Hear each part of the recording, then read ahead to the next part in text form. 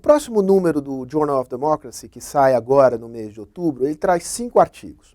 3 desses artigos tratam, seja da Ucrânia, seja da Rússia, seja da relação entre a Rússia e a Ucrânia.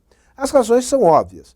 Rússia e Ucrânia têm estado no centro das atenções do mundo nos últimos 9 meses, 10 meses, desde novembro de 2013, na verdade, quando começaram os protestos em praça pública em Kiev.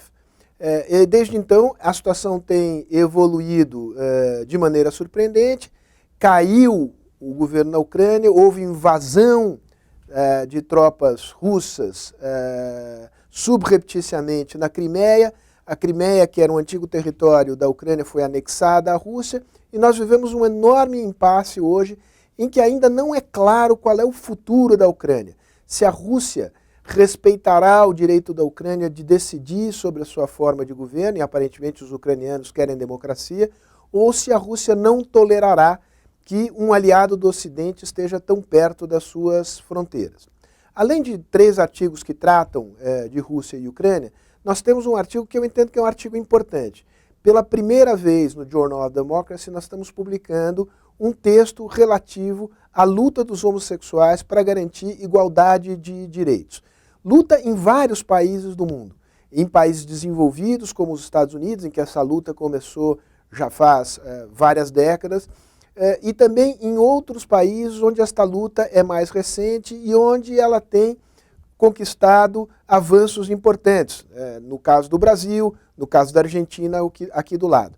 Mas olhando também os 2 lados da medalha, porque ao mesmo tempo em que tem havido avanços na direção da igualdade de direitos dos homossexuais, tem havido também imenso retrocesso em outras partes do mundo.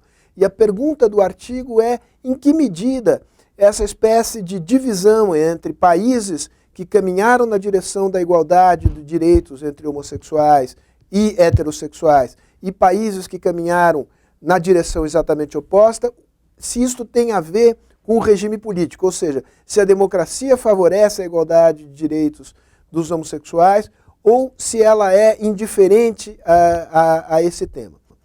Para fechar o número, há um artigo mais teórico que trata da questão das monarquias constitucionais, regimes monárquicos democráticos. Há muitos desses regimes na Europa, o mais conhecido deles é a Inglaterra, faz parte da experiência histórica da Europa.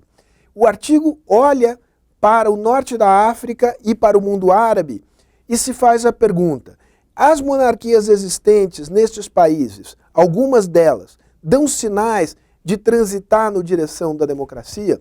Por que razão? O que diferencia monarquias que parecem firmemente amarradas a regimes autoritários controlados por algumas famílias, de monarquias que dão sinais de caminhar na direção de regimes mais democráticos? Um caso conhecido, ou pelo menos destacado, de monarquias no mundo árabe que se deslocam na direção de uma monarquia constitucional com maior liberdade democrática é o Marrocos. Não preciso nem dizer que muitas monarquias do Golfo Pérsico são ainda monarquias que guardam características típicas de um regime controlado por famílias, muito autoritários, em que nem mesmo os direitos mais comezinhos das mulheres são respeitados. Então, em grandes linhas, é esse o número. Eu acho que é um número interessante e acho que, mais uma vez, a gente, espero, consegue responder à expectativa do nosso público.